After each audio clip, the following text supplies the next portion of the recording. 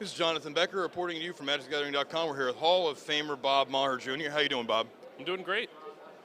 Tell me, how did it feel to be up there and being inducted to the Hall of Fame? It felt great.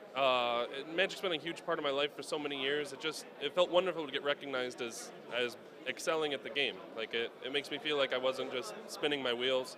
I got to stand up on stage, see the other people I got inducted with who are also kind of part of my life. I've spent so much time with them, and also looking down on the audience and seeing my parents and my kids and my wife.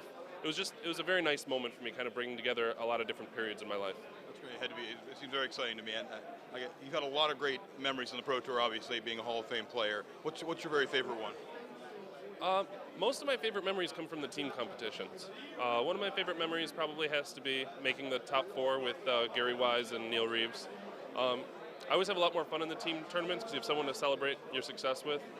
Another one of my favorite memories is winning the Pro Tour in Chicago, of course. It was a really tough match that, by all rights, I probably should have lost. So it's even kind of a sweeter victory because I actually played better in order to win. It seemed almost like a movie. As soon as you won and Courtney came jumping into your arms there, it was fantastic. It was a great moment. Yeah, it was really special. Other than that, like the year I won, or the event I won Player of the Year was when I got second at Worlds, and I lost to John in the finals, who's also a very good friend of mine. That's also a special moment for me. Like we were in the finals, like I won Player of the Year, he was world champion. It was a very nice moment. I know you've been not playing a ton of Magic lately. You've been moving on doing other things in life. Now that you have a permanent invitation, should we expect to see you more?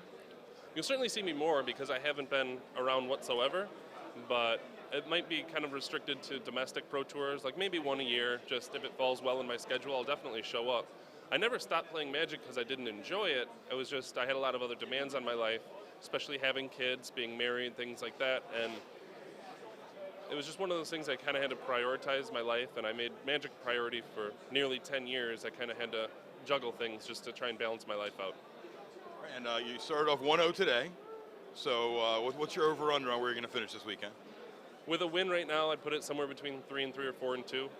I have a serious problem with not being able to expect what's coming from my opponent's deck. Like, I have no idea what they're playing until usually about game 3, because in Type 2, I have no idea what any of the decks are. Like, every time they play a spell, it's news to me. Like, I don't know any of the archetypes, so like my biggest strength in Magic up to this point was being able to anticipate what cards were going to come from my opponents, and even getting to the point where I could narrow down what cards they had in their hand at the moment. I can't do that now. Like it's taken my biggest strength and totally removed it, so I'm kind of flying by the seat of my pants. All right, well, seat of your pants have taken you very far thus far, and I hope they take you a little farther this week. Congratulations, Bob. Thank you very much.